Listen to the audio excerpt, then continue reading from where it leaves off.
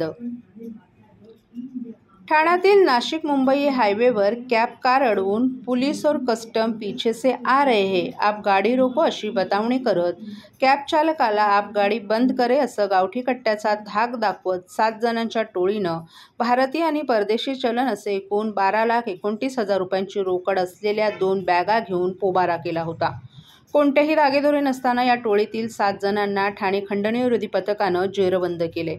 यामध्ये एका महिलेसह अल्पवयीन मुलाचा समावेश असून अटकेतील टोळक्यांकडून चोरीला गेलेली रक्कम तसंच गुन्ह्यासाठी वापरलेल्या गाड्या आणि गावठी कट्टा, जिवंत काडतूस, मोबाईल असा 21,97,000चा मुद्देमाल हस्तगत करण्यात आलाय।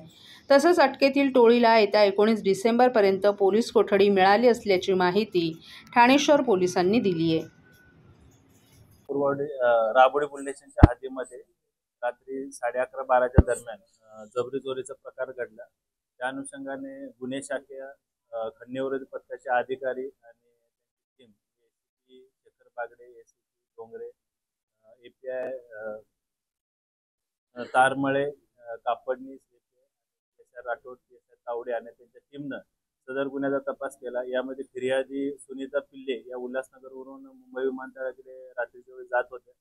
त्यांची गाडी, त्यांचं वाहन हे रस्त्यामध्ये 2 मोटरसायकल आणि इतर आरोपींनी अडवून त्यांच्याकडे रोख रक्कम होती तो लुटण्याचा प्रकार झाला। त्या अनुषंगानं खंडणी विरोधी पथकाच्या अधिकाऱ्यांनी टीमनं तपास केला। त्यामध्ये अद्याप एकूण 6 आरोपींना अटक करण्यात आलेली आहे आणि एक विधी संघर्ष बालक ताब्यामध्ये आहे। या गुन्ह्यामध्ये अद्यापर्यंत 21,97,000चा मुद्देमाल जप्त केलेला आहे। त्यामध्ये एक इर्टिगा कार, 2 मोटरसायकल, एक गावठी कट्टा आणि रोख रक्कम 7.5 लाख, ज्यामध्ये 1 लाख भारतीय चलनाच्या नोटा आहेत आणि 7.5 लाखाच्या दुबईच्या दिनार चलनाच्या नोटा आहेत। महाराष्ट्रातील भगिनींना आधार देणारी राज्य शासनाची मुख्यमंत्री माझी लाडकी बहीण योजना। या योजनेअंतर्गत अल्प उत्पन्न गटातील 21 ते 65 वयोगटाच्या भगिनींना मिळणार दरमहा 1,500 रुपयाची मदत। अर्ज करण्यासाठी 31 ऑगस्ट 2024 पर्यंत मुदतवाढ। कुटुंबाचं वार्षिक उत्पन्न 2.5 लाख रुपयांपेक्षा कमी असलेल्या महिला पात्र। कुटुंबाकडे पिवळं किंवा केशरी रेशन कार्ड असल्यास उत्पन्नाचा दाखला आवश्यक नाही। पांढरं रेशन कार्ड असेल किंवा रेशन कार्ड नसेल तर कुटुंबाचं वार्षिक उत्पन्न 2.5 लाखांपेक्षा कमी असल्याचा दाखला आवश्यक। योजनेसाठीचा ऑनलाईन अर्ज नारी शक्ती दूत ॲप वरून किंवा पोर्टलवर भरता येईल। ज्या भगिनींना ऑनलाईन अर्ज भरता येत नसेल त्यांच्यासाठी अंगणवाडी, ग्रामपंचायत, वॉर्ड ऑफिस, सेतू सुविधा केंद्रामध्ये किंवा आशाताई बचत गटाच्या CRP यांची मदत उपलब्ध। आता आपल्याला अभिमानाने म्हणता येईल, सुखी आणि सुरक्षित आहे माझी लाडकी बहीण।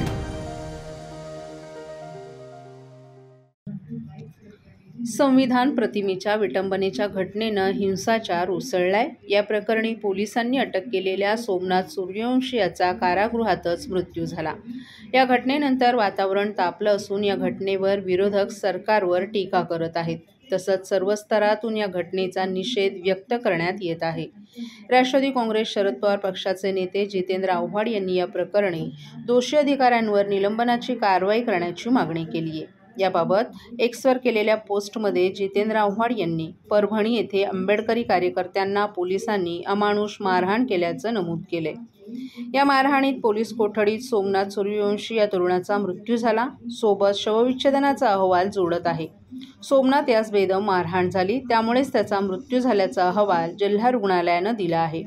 हा अहवाल हातात आल्यानंतर लगेचच कारवाई करणं गरजेचं होतं, मात्र सरकारनं भूमिका घेतली नाही। या माध्यमातून मी मुख्यमंत्र्यांना विनंती करतो की सरकारनं संबंधित पोलीस अधीक्षक, संबंधित पोलीस उपअधीक्षक, पोलीस अधिकारी, ठाणे अंमलदार आणि त्या पोलीस ठाण्यातील अधिकाऱ्यांवर तातडीनं निलंबनाची कारवाई करावी अशी मागणी आव्हाड यांनी पोस्टमधून केली आहे। या पोस्टसोबत त्यांनी सोमनाथ सूर्यवंशी याच्या शवविच्छेदनाचा अहवालही जोडलाय।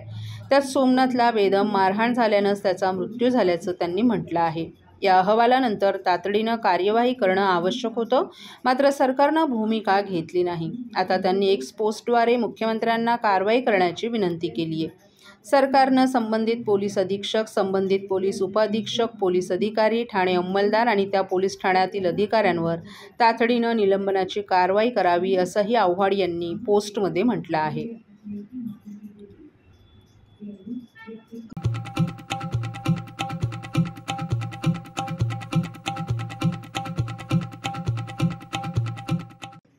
ठाणे परिवहन सेवेच्या सुमारे 700 चालक वाहकांनी आज सकाळपासून बेमुदत संप पुकारलाय.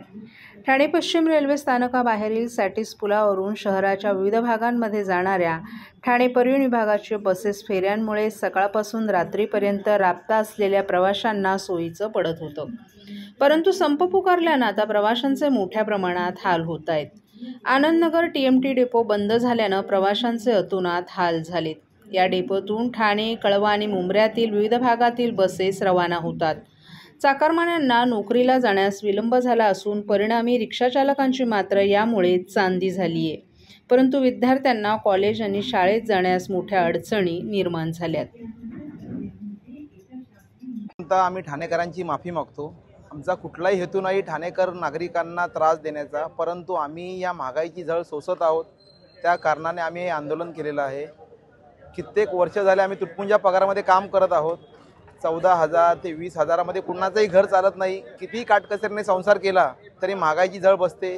मुलांचं शिक्षण, दवाखाना, आईवडिलांचं आजारपण वगैरे हे पूर्ण करू शकत नाही. 80% ते 90% कामगार हा भाड्याने राहतो. या महागाईमध्ये त्याला घर चालणं अशक्य आहे. वारंवार प्रशासनाने कॉन्ट्रॅक्टरला सांगितलेलं आहे की तुम्ही यांची पगारवाढ करून द्या, किंवा जो नियम शासनाचा आलेला आहे पगारवाढीचा 14 ऑक्टोबर 2024 पासून, त्यानुसार यांनी पगारवाढ दिली नसल्या कारणास्तव आज या कामगारांनी आंदोलन केलेलं आहे. तरी आमची परत एक विनंती आहे, ज्या बेसिकमध्ये वाढ झालेला आहे त्यानुसार आमचा PF, HRA, DA याच्यामध्ये वाढ करून देण्यात यावी, जेणेकरून आमचा पगार समाधानकारक होणार नाही.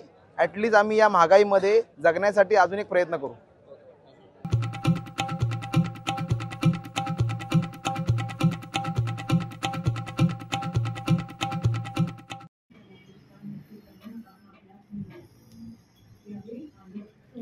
मेरिटाईम बोर्डानं आंतरदेशीय प्रवासी जलवाहतूक प्रणालीच्या अंमलबजावणीद्वारे मुंबई महानगर प्रदेशातील दुर्गम नागरी भागांना जोडण्याची योजना आखली आहे. भाईंदर, कोलशेत, काल्हेर आणि डोंबिवली येथे 4 जेट्टी बांधून सुरुवातीला मीरा भाईंदर, ठाणे भिवंडी आणि डोंबिवली शहरं जलवाहतुकीद्वारे जोडली जाणार आहेत.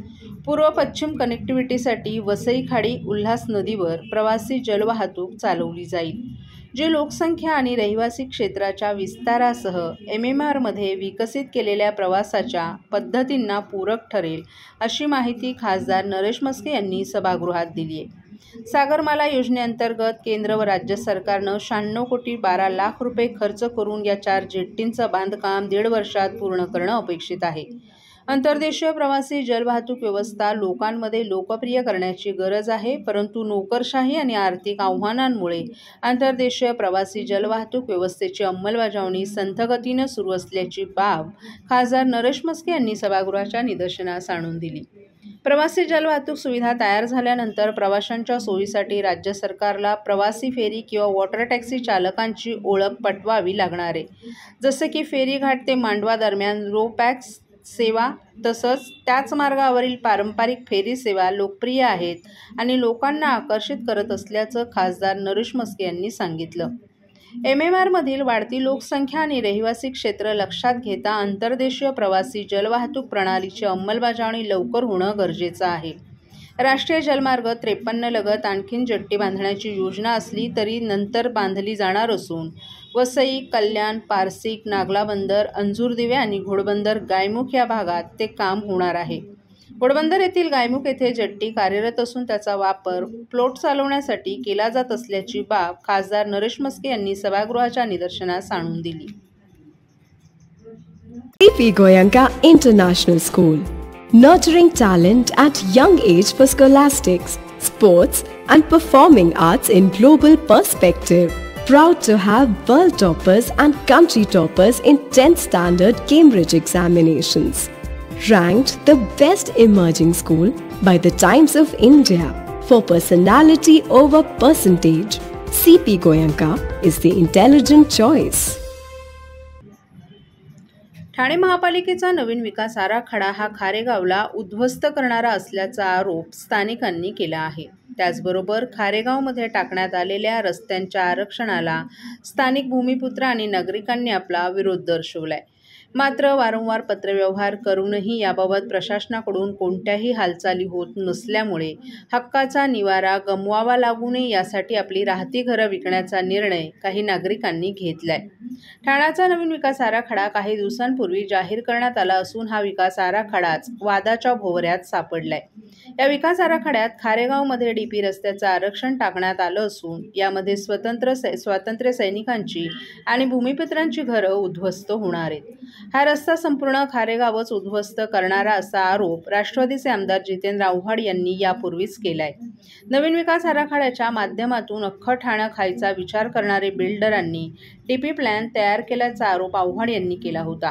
पालिका प्रशासनाचे अधिकारी मंत्रालयात बसलेले अधिकारी बसून डीपी प्लॅन बनवतात.